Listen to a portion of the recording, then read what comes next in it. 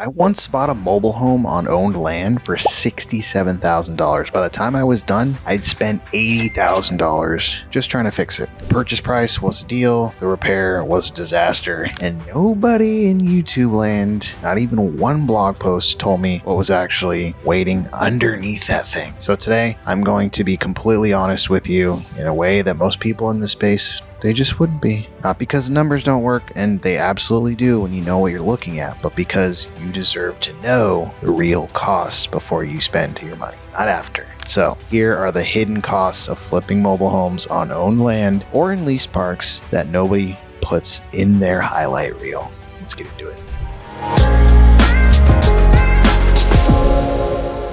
So cost number one is going to be the subfloor. The single most expensive surprise I see catch new investors off guard is the subfloor damage, and it's always caused by water. I mean, this is like cheap material from the 70s, the 80s, the 90s. On a mobile home, on owned land, there's no park manager doing annual inspections, no maintenance crew walking the property. So it's on you to catch these problems early, and the water's pretty slow. Pinhole leak, pretty slow. Small plumbing leak underneath the home can silently rot the subfloor for years before you even see a spot above when you're walking around. So, by the time you notice it when you're walking through, that slight give under your foot, the damage is usually spread. So subfloor repairs on a mobile home aren't like patching a section of hard wood. You're often dealing with full sections of replacement, vapor barrier work, and sometimes you're going to have to fix the joist damage too. So I'd say budget around $2,000 to $6,000 for any subfloor repair, and a deal you're not, 100% certain on the plumbing history, which is probably going to be a lot. Even if it feels solid, just go ahead and budget for it. Either you're going to use it or you'll be pleasantly surprised, and you're going to see a pattern forming here. Cost number two is going to be the roof. Ooh. This was a huge pain in my butt on this last flip. Mobile home roofs are not like stick home built homes. Usually they're low pitch, flat, sometimes using like a weird rubber membrane or metal panel systems. And when they fail, and they do fail, water gets in really fast. Water creates just a chain reaction of just bull crap. Roof leaks usually lead to wet insulation. The wet insulation leads to mold. The mold leads to remediation. Like, how far do you want to go with it?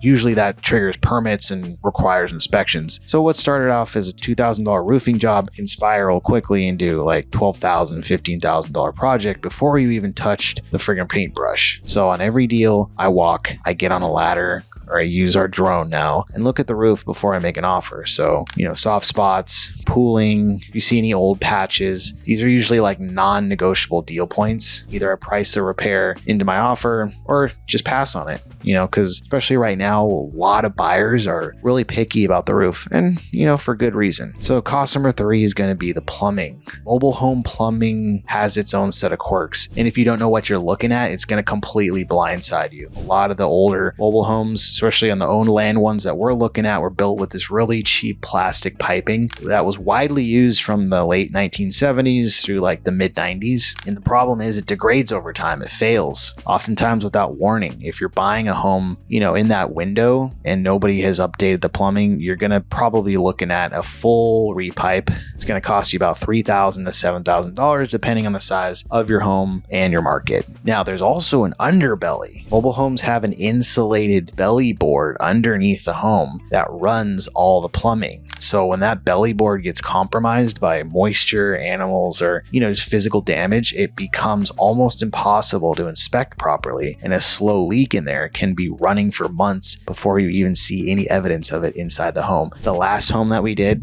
there was a leak going on, pinhole leak. Oh, love them pinhole leaks. Is dripping into the insulation. So, when you looked at it, you couldn't really tell, but then I had my guy go under there and he touched it. He could tell it was all filled with water. Just like, oh my gosh, what are we going to do now? So he pricked it, let all the water come out. It was just causing all this humidity inside the house. So now I run water through every fixture, check underneath every sink, look for any staining or soft spots near plumbing walls. If the plumbing history is unclear, budget for it before I close. I just budget for it. It's gonna be a problem. Cost number four is going to be the leveling of the home.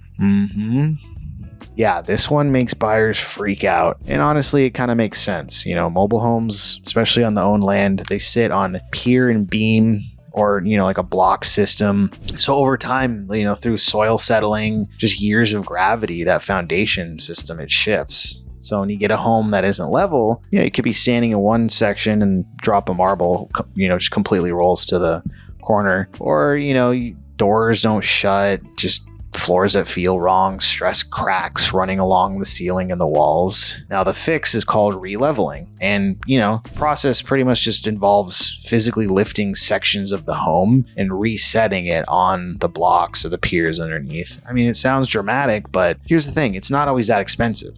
Basic relevel on a smaller home can run like $500, $1,500. Where it gets costly is when you discover the rotted or compromised piers, improper original setup, or drainage issues that cause the settling in the first place. So, the visual tells are kind of easy to read once you know them. Doors that stick or swing open on their own, visible daylight between the cracks and the door frames, cracks running diagonally from the corners of the windows. So just walk the home, look for all these and before you buy, and if it needs releveling, just get a quote, before you close, put it in your numbers, just budget for it. That's all it is. And then number 5, and I see a lot of people kind of mess this one up, is it's a sneaky one, carrying costs. And it's sneaky because it doesn't show up as on your bid. It just bleeds out quietly every week when you're working on the property. On the own land deals that we do, you got property taxes, insurance, utilities, sometimes hard money or private money, and that's all accruing over this entire time that you're fixing it, you're renovating.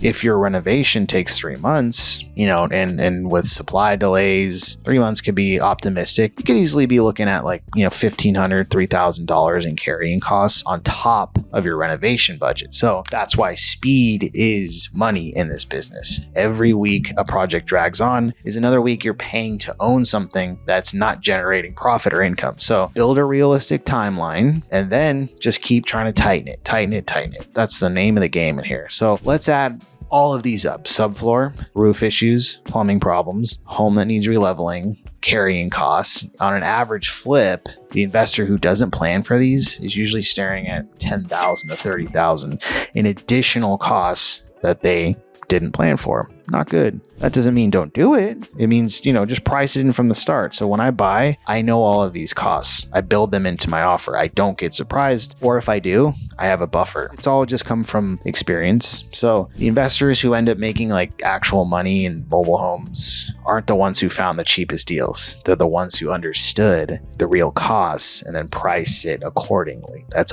all it is. And guess what? I made all of these mistakes. Some of them more than once. So that's the reason I'm putting this out, so you don't have to. So if this saved you money on your next deal or kept you from making a move you'd regret, share it with someone who is thinking about getting into mobile home investing. They need to see this, before they spend $1 friggin' dollar on this, on what could potentially be a money pit. So drop a comment too. Like, which of these surprised you? Did you already know all these? I'm genuinely curious kind of where people's blind spots are. Please subscribe if you haven't. And I'm just here to kind of make honest content about mobile home investing every week. That's all I'm doing. And I'll see you on the next one.